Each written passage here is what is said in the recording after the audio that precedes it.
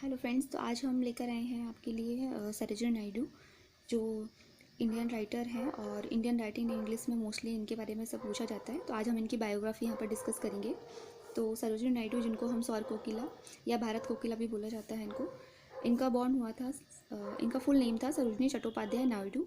इनका बॉर्न हुआ था 13 फरवरी 1879 एंड हैदराबाद, और ये एक बंगाली हिंदू फैमिली से बिलोंग करती थी। 13 फरवरी को हमारा नेशनल वुमेंस डे भी मनाया जाता है, वो उन्हीं की बर्थ डेट पर मनाया जाता है। इनका पैटर्नल होम है was an Brahmanagar Bikaner, present day Dhaka Bangladesh. मतलब जो उनके फैमिली में थे वो सब ढाका बांग्लादेश में थे, पर नाउ इन इनके फादर का नेम अघोरनाथ चट्टोपाध्याय थे, जो कि एक प्रोफेसर थे निज़ाम कॉलेज हैदराबाद के अंदर। एंड इनकी मदर जो थी वसुधा सुंदरी चट्टोपाध्याय थी and was a poet and used to write poetry in Bengali. वो एक बहुत अच्छी पोइट थी और वो बंगाली में अपनी वो कविताएं लिखा करती थी। Then she was sent to Madras where she passed matric in 1891। 1891 में इनको मद्रास भेजा जाता है, वहाँ पर ये अपना मैट्रिक पास करती हैं। Then she was also educated in Chennai, London, Cambridge. ये चेन्नई और लंदन कैम्ब्रिज में भी इन्होंने अपनी जो एजुकेशन है वो वहाँ पर की हुई थी। And she fall in love with the young doctor name Govind Rajalu. अब इनके जो हस्बैंड थे वो गोविंद राजालू नायडू थे, दैट्स वाई इनका नाम नायडू ऐड हुआ है। वैसे इनका नाम सरोजिनी चट्टोपाध्याय था और गोविंद राजालू नायडू से इनकी शादी के बाद इनका नाम नायडू, वहाँ पर इनका सरनेम ऐड हुआ। Her parents were disturbed by the unexpected turn of event. इनके जो फैमिली थी वो इनके मैरिज से सेटिस्फाइड नहीं थे। Then she was sent to England. इनको इंग्लैंड भेजा जाता है and in England she remain 3 years in touch with the two literary figure. और इंग्लैंड में ये 3 साल जब वहाँ पर रहती हैं तो इनको सिमन्स एंड एडमंड गोस, जो बहुत अच्छे राइटर हैं, उनकी हेल्प से इनके पोइटिक जीनियस में एक ग्रो आता है। ये बहुत कुछ उनसे सीखने को मिलता है। 1898 में सी रिटर्न टू इंडिया, और 1898 में ये अपनी इंडिया वापस आ जाती हैं। During world war first 1914 she met Mahatma Gandhi.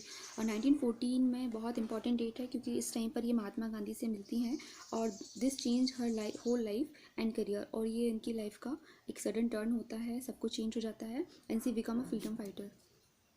And कुछ इंपॉर्टेंट पॉइंट है यहाँ पर 1925, ये डेट आपको याद रखना है। She was elected president of Indian National Congress. ये जो थी पहली इंडियन नेशनल कांग्रेस, मतलब फर्स्ट वुमेन थी जो कि प्रेसिडेंट बनी थी Indian National Congress. First women आएगा तो एनी बेसेंट आएगा एंड फर्स्ट इंडियन वुमेन आएगा तो वहाँ पर Sarojini Naidu. And in March 1930 she become the president of All India Women Conference. ये ऑल इंडिया वुमेन कॉन्फ्रेंस की प्रेसिडेंट बनाई जाती हैं 1930 में। एंड ये took part in Gandhi ji historical Dandi march में ये पार्ट लेती हैं। And she was appointed to the governor of the United province. और ये उत्तर प्रदेश, उस टाइम पर हमारे यूपी को यूनाइटेड प्रोविंस बोला जाता है, आज की डेट में उसको उत्तर प्रदेश बोला जाता है। ये वहाँ की गवर्नर बनती हैं 15 अगस्त 1947 टू 2 मार्च 1949। British government awarded Naidu the Kaisar e Hind medal. उस टाइम पर क्या होता था, ब्रिटिश गवर्नमेंट हमारे जो पोइट्स थे उनको कुछ अवार्ड दिए जाते थे for her work during the plague epidemic. Plague, उस टाइम पर प्लेग चल रहा था, उस एपिडेमिक में इन्होंने जो वर्क्स लिखा था उसके प्रेज में इन्होंने ब्रिटिश गवर्नमेंट में इनको केसर ए हिंद अवार्ड दिया गया। Later she return to protest over the massacre of Jallianwala Bagh in 13 April 1919। फिर क्या होता है कि 1919 में जलियांवाला बाग हत्याकांड होता है, उसके प्रोटेस्ट में हमारे जितने भी राइटर्स थे सब ने इस अवार्ड को रिटर्न कर दिया था, मतलब लौटा दिया था। जैसे रविन्द्रनाथ टैगोर ने नाइटेड की उपाधि थी वो भी वापस लौटा दी थी। देन सॉब्रिकेट मीन्स होता है निकनेम।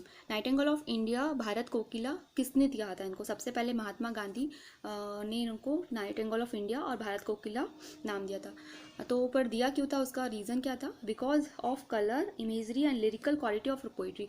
जो ये पोइट्री लिखती थी उसकी इमेजरी एंड लिरिकल और जो कलर्स थे उसके कारण उन्होंने भारत कोकिला कहा।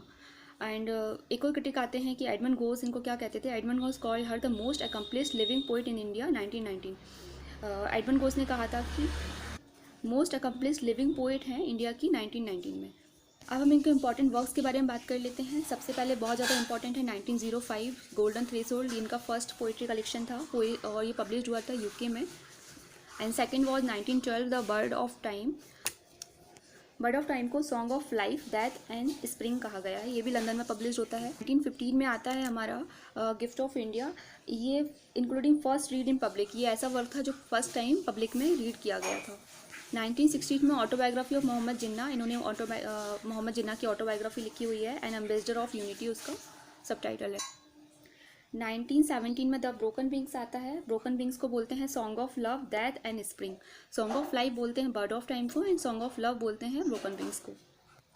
1947 में आता है द स्कैप्टर फ्लूट किताबिस्तान। ये पॉस्टमसली पब्लिश हुआ था। पॉस्टमसली मीन्स होता है कि जो आफ्टर डेथ पोइट के पब्लिश होते हैं वर्क्स, उनको हम पॉस्टमसली कहा जाता है। एंड लास्ट वन है द इंडियन वीवर। ये बहुत ज़्यादा इंपॉर्टेंट है और मोस्टली सारे एग्जाम्स में इसके बारे में पूछा जाता है। आपको यहाँ पर याद रखना है golden threshold 1905, the bird of time 1912, gift of India 1915, 1916 में ऑटोबायोग्राफी ऑफ मोहम्मद जिन्ना, 1970 में हमारा ब्रोकन विंग्स, ये 1970 में हमारा पब्लिश हुआ है, और 1961 में wither of the dawn. And thank you for watching.